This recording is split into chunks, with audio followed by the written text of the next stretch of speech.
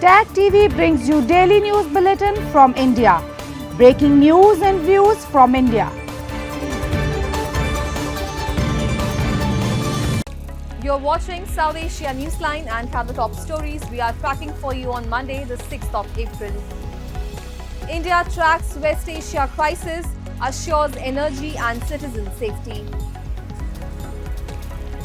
Iran diplomat refutes Pakistan's mediation role in West Asia conflict. And rising petrol prices hit Pakistan student and poor.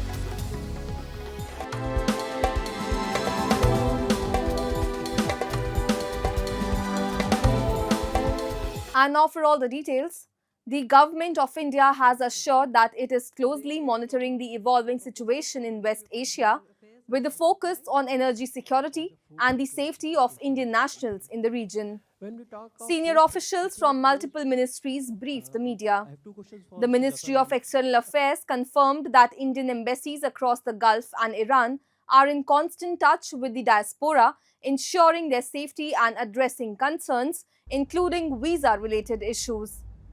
External Affairs Minister S. Jaishankar has also reached out to his counterparts in the UAE and Qatar as part of ongoing diplomatic engagement. Authorities say Indian nationals in Iran have been safely evacuated through neighboring countries including Armenia and Azerbaijan, with 24/7 helplines remaining operational. On the energy front, the Ministry of Petroleum and Natural Gas has assured that supplies remain stable despite global uncertainty. Officials confirmed that two cargo ships, Green Sanvi and Green Asha, have safely crossed the Strait of Hormuz and are on their way to India. All refineries in the country are currently operating at full capacity, while stocks of LPG and food grains remain sufficient. The government says energy prices in India have so far remained stable. Authorities are also coordinating across sectors, including logistics and public communication, to ensure preparedness in case the crisis escalates further.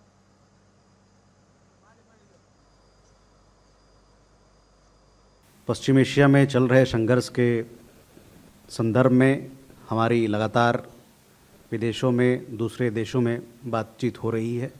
इसी क्रम में हमारे विदेश मंत्री की कल Qatar और UAE दोनों देशों के विदेश मंत्री से बातचीत हुई।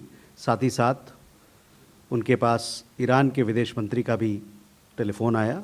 इन तीनों बातचीत में विदेश मंत्रियों के बीच में पश्चिम एशिया में चल रहे संघर्ष के बारे में बातचीत हुई और वहाँ के हालात क्या हैं इस पर उन्हें अपनी अपनी बातें रखी और समीक्षा किया।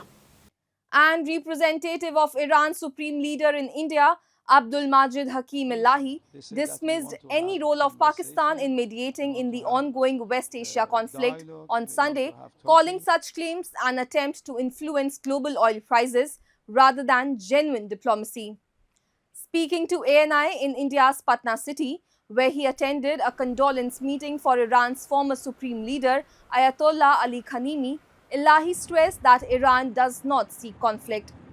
He further added that civilians across multiple countries were suffering due to the conflict and called on global leaders to intervene. Speaking on the duration of the conflict, Elahi said that its end depends on the US and Israel, which have initiated the hostilities against Iran, and alleged that attacks had targeted civilian infrastructure, including hospitals, schools, and residential areas. The conflict in West Asia began after joint US-Israel military strikes on Iran on February 28, which led to the death of Iran's supreme leader Ali Khamenei. Tehran, in retaliation, targeted Israel and US assets in several Gulf countries, causing disruption in the waterways, affecting international energy markets and global economic stability. They don't have any role in this one, you know. This conversation between Iran and America through Pakistan, it wasn't true because just they wanted to stop the price of the oil by just only talking. Even they are not serious for talking. They are not serious for negotiation. They are not serious for conversation. Just only they wanted to use some countries. They said that we want to have conversation, we want to have dialogue, we want to have talking, but it's not true. And public anger is growing in Pakistan as rising fuel prices put increasing pressure on everyday life. From students to workers, many say the surge in petrol cost is becoming unbearable. We have a report. Pakistan is facing a sharp fuel price shock, with petrol prices soaring to historic levels, triggering frustration and anxiety among citizens. The government recently raised petrol prices dramatically, pushing rates up to around 458 Pakistani rupees per litre before partially rolling back the increase under public and political pressure. लेकिन ये अब देखें इस time petrol की prices कहाँ पे चली गई अब बताएं हम क्या करें हम स्टूडेंट हैं अगर हम काम भी करें जो मर्जी करें हम कर रहे हैं अल्हम्दुलिल्लाह सारा कुछ लेकिन ये हम कैसे मैनेज कर सकते हैं इतना पेट्रोल आप ही हमें बता दें फिर बस यही होना चाहिए हुकूमत से यही अपील है कि इसमें हमारे लिए कोई गुंजाइश की जाए ताकि हम इसको कर सकें यूज़ ये सारा कुछ कर सकें और ये बहुत बड़ी मेहरबानी होगी हमारे पे ये काम हो जाए. Officials say the hike is linked to rising global oil prices amid tensions involving Iran, Israel, and the United States. But for ordinary Pakistanis, the impact has been immediate and severe. Transport fares have surged and daily commuting is becoming increasingly difficult, especially for students. तो ये देखें डलवाने आए हुए हैं petrol सारे लेकिन अगर यही लोग सारे एहतजाज करें हुकूमत के खिलाफ तो फिर कुछ हो सकता है लेकिन हमें वो खसलत है ही नहीं वो चीज़ है ही नहीं. Criticism of the Pakistan government is also growing, with some calling the economic management a failure and urging immediate relief measures. For millions of Pakistanis, the crisis is no longer abstract, it's a daily struggle to afford transport, education, and basic necessities. India has delivered humanitarian assistance to Afghanistan as the country grapples with the aftermath of floods and a powerful earthquake. India's Foreign Ministry spokesperson Randhir Jaiswal said India stands in solidarity with the people of Afghanistan and remains committed to providing support during this crisis. The aid includes essential relief materials such as kitchen sets, hygiene kits, plastic sheets and sleeping bags. The disasters have impacted at least 25 provinces across Afghanistan, with the death toll rising to more than 30 and dozens injured. Heavy rains and flash floods have destroyed homes and affected thousands of acres of agricultural land. The earthquake, which struck multiple regions including Kabul, caused additional casualties and structural damage. Several homes collapsed, trapping families inside.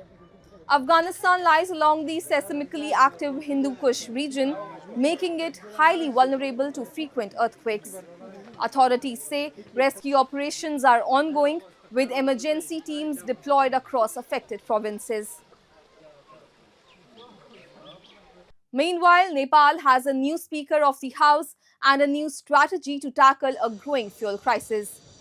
Dol Prasad Aryal has been sworn in as Speaker of Nepal's House of Representatives after being elected unopposed. The oath was administered by President Ramchandra Paudel at the presidential residence in Kathmandu. Aryal, the sole candidate for the post, was elected unanimously, becoming the 10th Speaker of the lower house. A member of the Rashtriya Swatantrata Party, Aryal is also the first non-communist speaker in nearly 2 decades. Meanwhile, Aryal takes charge at a time when Nepal is grappling with a worsening fuel and gas crisis. The government has announced a 2-day weekend, Saturday and Sunday, to cope with rising fuel and gas shortages and prices. The decision was taken by the Council of Ministers, with new office hours set from 9 a.m. to 5 p.m. on working days. Officials say the crisis has been triggered by global supply disruptions tied to geopolitical tensions involving Iran, Israel, and the United States. And Christians across India marked Easter Sunday with midnight prayers, celebrating the resurrection of Jesus Christ as a symbol of hope, faith, and renewal. The celebrations, which began on Good Friday, culminated in church gatherings, hymns and baptisms, also marking the end of the Lent period. Take a look. Devout Christians across India throng churches to offer midnight prayers, marking the celebration of Easter Sunday. Easter commemorates the resurrection of Jesus Christ, who is believed by Christians to have risen from the dead 3 days after his crucifixion. The event is widely regarded as a symbol of renewal, faith, and hope. In the southern city of Thoothukudi, churches resonated with hymns and candlelight as worshippers gathered in large numbers to celebrate one of the most significant days in the Christian calendar. After the passion and death of our Lord Jesus Christ, we are celebrating the feast of the resurrection. Resurrection is something extraordinary, feast of the church. It is because of resurrection, Christians are very happy. They believe in the resurrection. It is not only Jesus who raised from the dead, but also the Christians will be raised from the dead one day. That is the faith. The festival begins on Good Friday and culminates with Easter Sunday. During the Holy Week, devotees follow fasting rituals, abstaining from meat and alcohol. Easter is a popular day for the process of baptism and welcoming new members into the Christian faith. The day additionally marks the conclusion of the Lent period. So this is the victorious message given by Easter, that even death could not resist us. Through Jesus' resurrection, even death failed to us. So on this day of rejoice, let us assure that we should not subsidize our lives to a bonded life. Rather, let us celebrate the liberation given by Jesus Christ to the entire humanity. That's all in tonight's edition. We will see you same time tomorrow. Good night.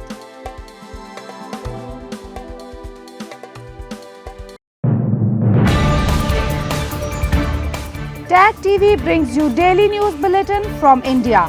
Breaking news and views from India.